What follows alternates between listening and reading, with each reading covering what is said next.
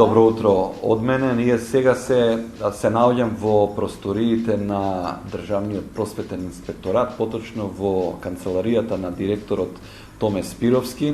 Верувајте, првиот впечаток е дека просториите каде што се наоѓа инспекторатот се празни, причината е инспекторите се на терен.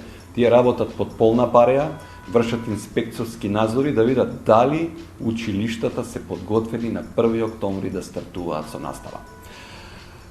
Господине Спировски, имаме необична ситуација. Јас не се сеќавам дека школска година не ни почнала на 1 септември. Оваа година ни се случи. Треба да почне на 1 октомври, издадени се протоколите, треба да се спроведат. Вие вршите инспекцијски надзор, надлежен сте за тоа. Каква е моменталната слика со овие, колку ги имаме над 400 училишта во земјата? Благодарам што дадете тука во просториите на ДПИ и вашиот интерес да ги осознаете работите кои ги работи Државниот просветен инспекторат во моментот. Ние во моментот, буквално како што најавивте, сме сите настрчени на терен, односно вршиме инспекцијски надзори во смисла на проверка на подготвеноста на училиштата за отпочнување на учебна наставна година. Одложена е точно, меѓутоа здравствените органи и органите што донесуваат одлуки што е во нивна надлежност, веројатно тоа го проценили дека така треба да биде. И подобро е да се биде спречено да се појавните облици на неподготвеност или пак појава на ширење на болеста, отколку да отпочнеме па да ги лечиме последиците. Во таа смисла и одржувањето на учебната година и се дава предност на здравствената заштита. Во таа смисла се и подготвени и плановите за наставата и протоколите за отпочнување на наставата.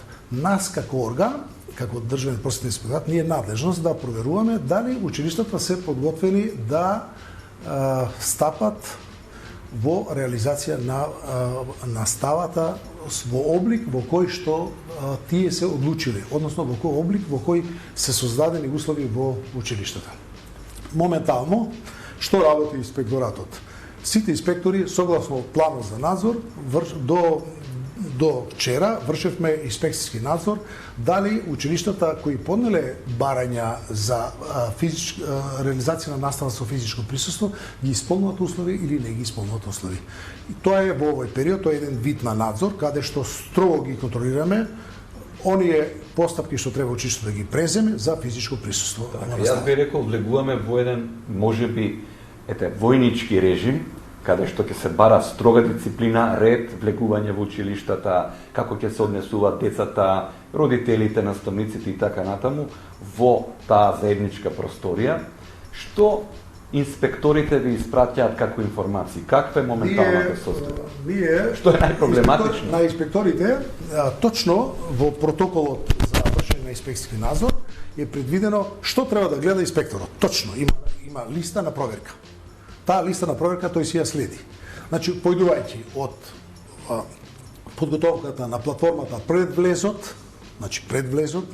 обезбедување на влезовите, како е тоа регулирано влегувањето во училиштето, потоа насоките на движење, учениците, подготвеност на учениците или на лицата, на родителите ако доаѓаат во училиштата, потоа учениците дали се подготвени, гледаме канцелариите, соба за изолација доколку има појавен облик нели на некој лице кое треба да биде изолирано, потоа санитарните јазли, хигиената доведена во ред, ознаките, објавите, средства за чистење. Значи тоа е една цела листа која согласно протоколите кои се пропишани, дали училиштето ги има исполнето или ги нема исполнето.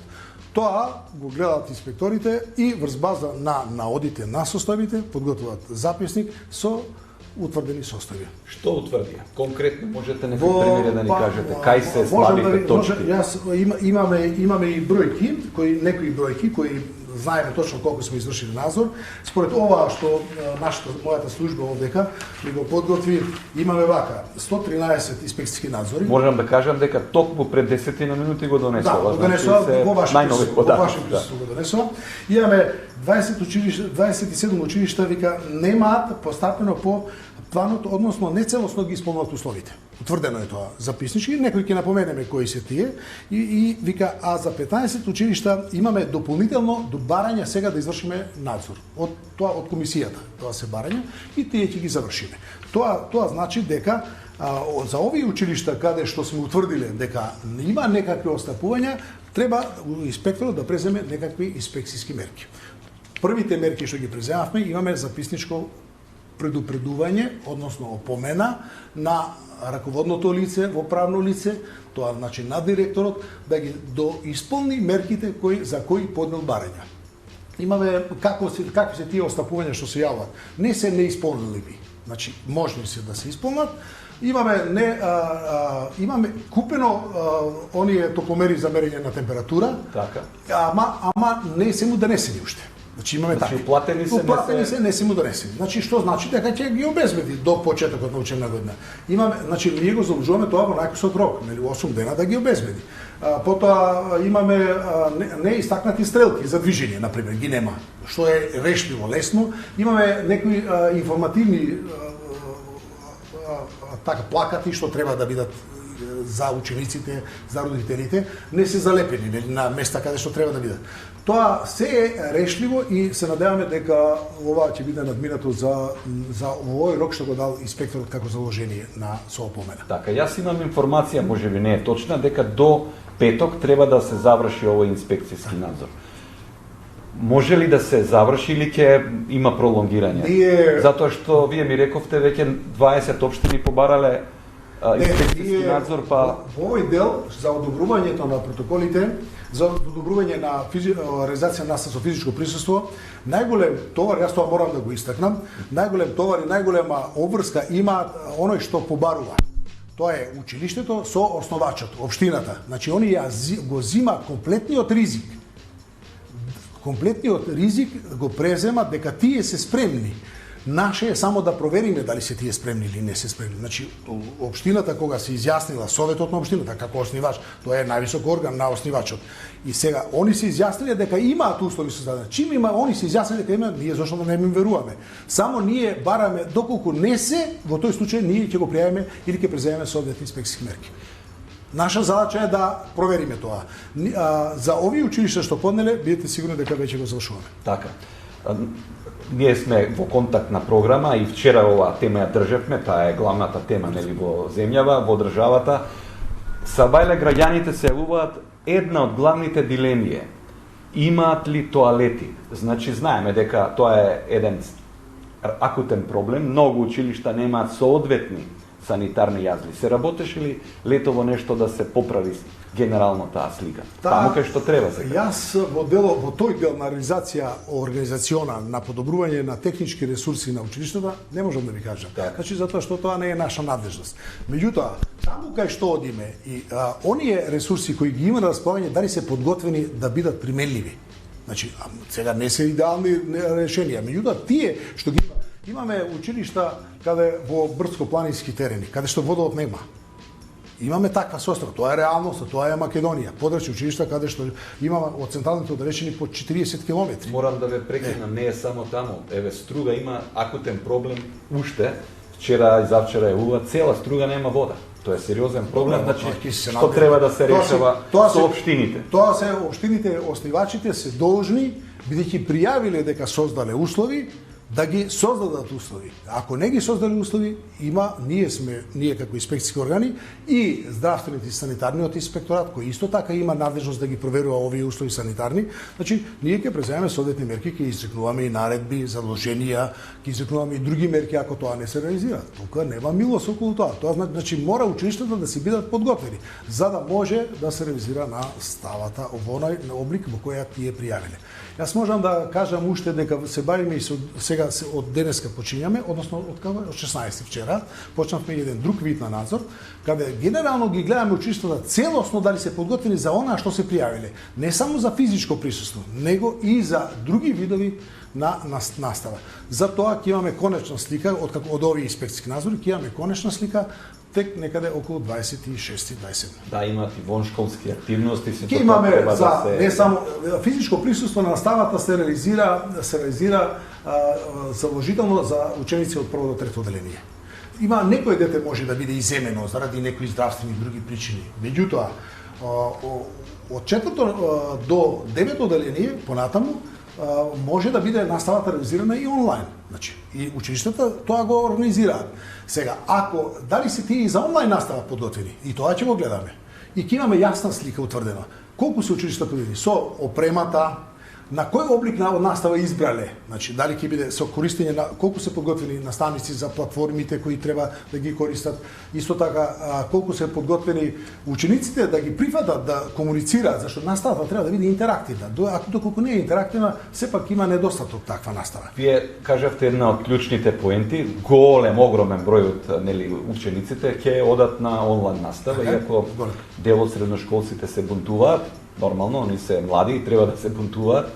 Работава е што се уште платформата не е завршена.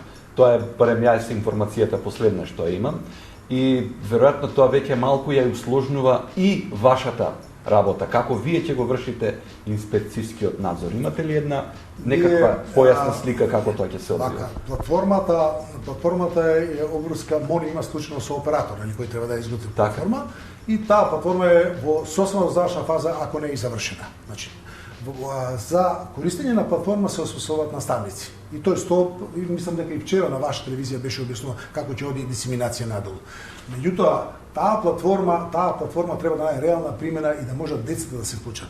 За оние деца кои не можат да се вклучат, училиштата има собрано податоци како деца ќе се вклучат, кои деца со кој капацитет има. Ние тие податоци ќе ги имаме.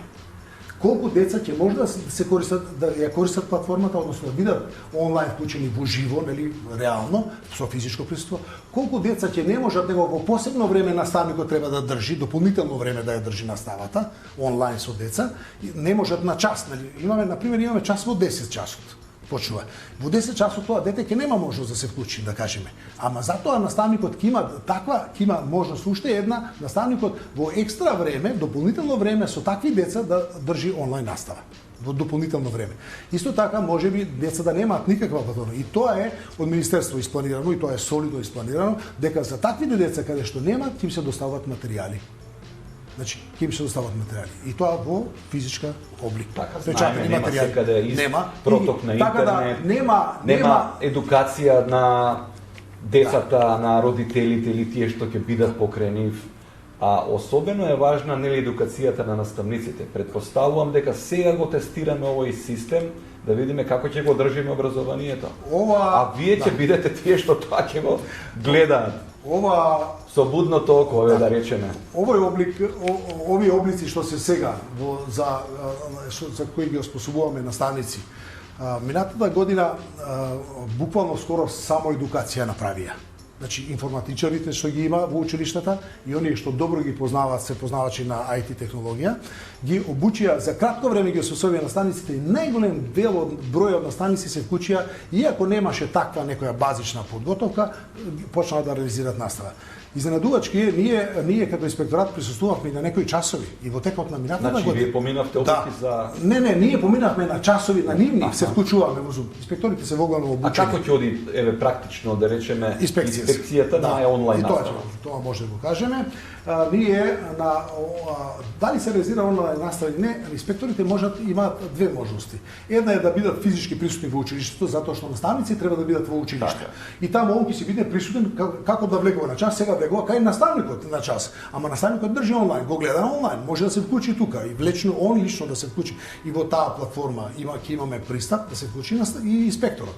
И децата да видат дека инспекторот е присутен во текот на настава. Значи покри што ќе се гледат меѓусебно, ќе го гледат инспекторот дека е присутен тука. Значи може да го, како што сме били на часови кога било физичка реализација со физичко присуство.